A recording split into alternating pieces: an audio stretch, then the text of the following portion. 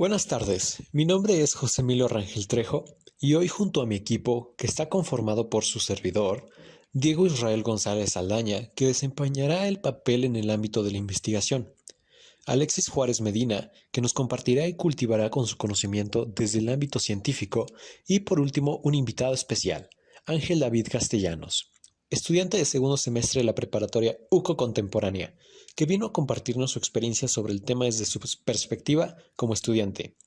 Sin más que agregar a la introducción, nos complace presentar el análisis sobre el documental La Segunda Guerra Mundial en color.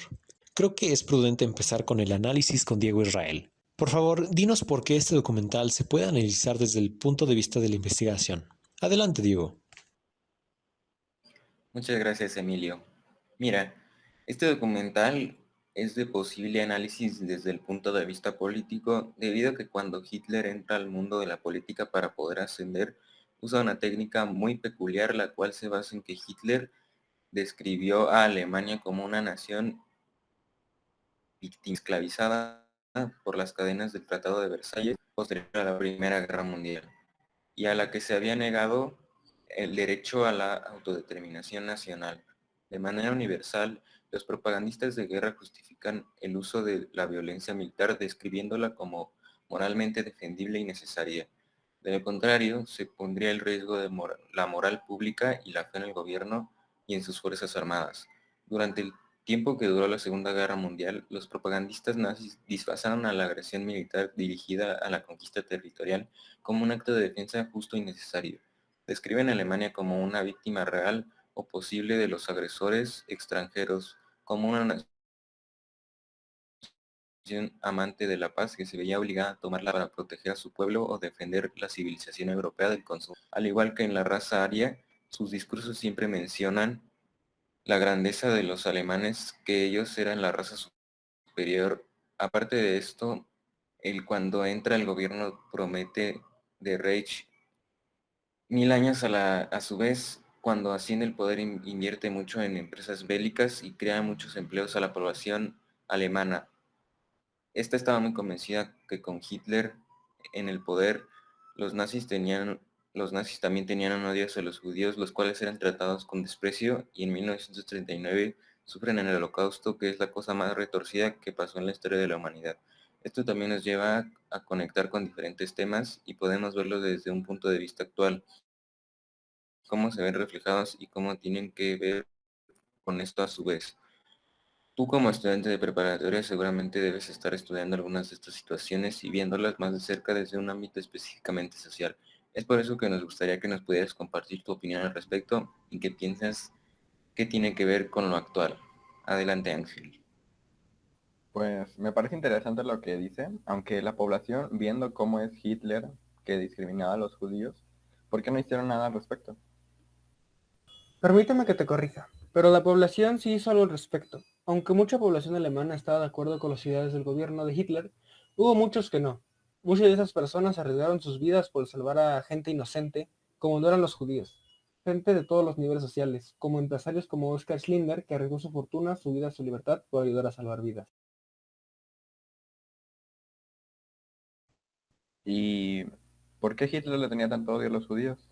Creo que la persona indicada para explicarte eso es más específicamente sería Alexis. Pues si bien el origen del odio contra los judíos de Hitler se cree que fue en base a la pérdida de Alemania en la Primera Guerra Mundial, donde los judíos no confiaban en las cuentas bancarias o sistemas de manejo de dinero. Entonces cuando Alemania perdió, ellos no se quedaron pobres. Los alemanes pensaban que eran traidores, porque ellos sí tenían dinero. También se basó en el antisemismo, que se notó mucho durante ese tiempo. Hitler no lo inventó. Existe desde la Edad Media en Europa. Los judíos fueron víctimas de discriminación y persecución a menudo por motivos religiosos. Los cristianos vieron la fe judía como una desviación que debía ser combatida.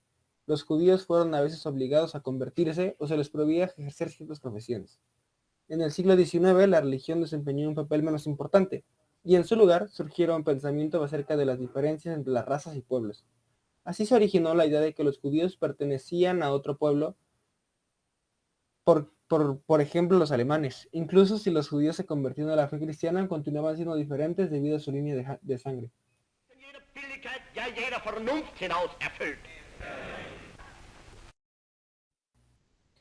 Sí, me parece un tema que siempre ha sido un verdadero problema, que aunque nunca se ha terminado de concretar ni de encontrar solución, ya que existen diferentes personas con opiniones distintas y que aportan a este tipo de problemáticas.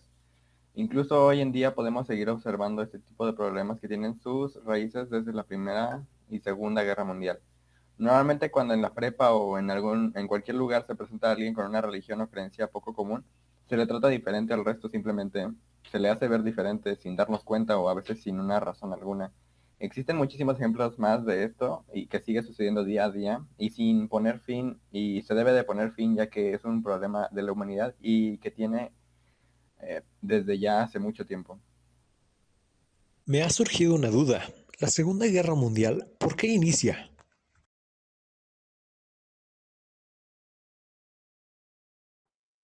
Yo te puedo explicar eso. Mira, lo primero que pasó fue que Adolfo Hitler asegura la neutralidad de Rusia y con eso empezó el 1 de septiembre de 1939 la invasión a gran escala de Polonia y terminó con la rendición del ejército polaco el 6 de septiembre de 1939, lo que genera que Francia y Gran Bretaña le declaren la guerra a Alemania nazi, lo que da pauta al inicio de la Segunda Guerra Mundial, que en sí trae avances tecnológicos, sin embargo, también trae consigo mucho sufrimiento.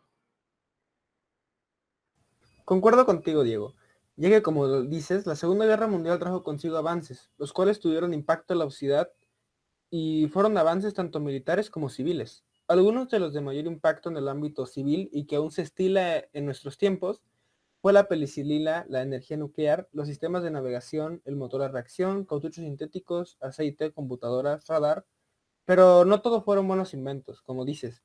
Los nazis, para exterminar a los campos de concentración, crean el gas Zyklon B, que fue obra de Walter Herder y Bruno Tech.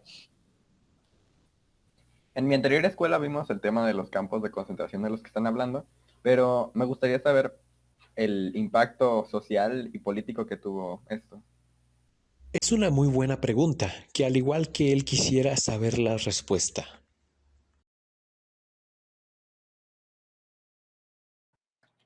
Sí, un campo de concentración o campos de exterminio eran un centro de detención o confinamiento donde se encierra a personas por su pertenencia a un colectivo genérico en lugar de por sus actos individuales. Su creación empezó antes de la guerra desde 1933 y se crearon 40.000 campos que ocuparon el extenso territorio europeo que estaba bajo el yugo de los nazis.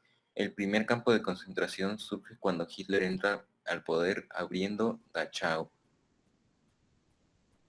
¿Y qué sabían los ciudadanos alemanes sobre la persecución y el asesinato masivo de judíos?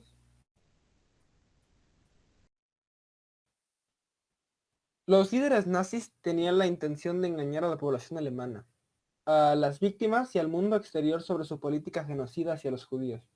A pesar de la transmisión y la publicación de declaraciones generales sobre la meta de eliminar a los judíos, el régimen practicó una propaganda de engaños al ocultar detalles específicos acerca de la solución final, y los controles impuestos sobre la prensa impedían que los alemanes leyeran las declaraciones de los líderes aliados y soviéticos en las que condenaban los delitos cometidos por los alemanes.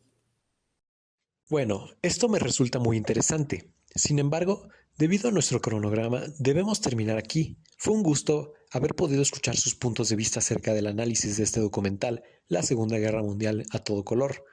Mi nombre es José Emilio Rangel Trejo y gracias por acompañarnos en esta edición de nuestro programa. Hasta la próxima.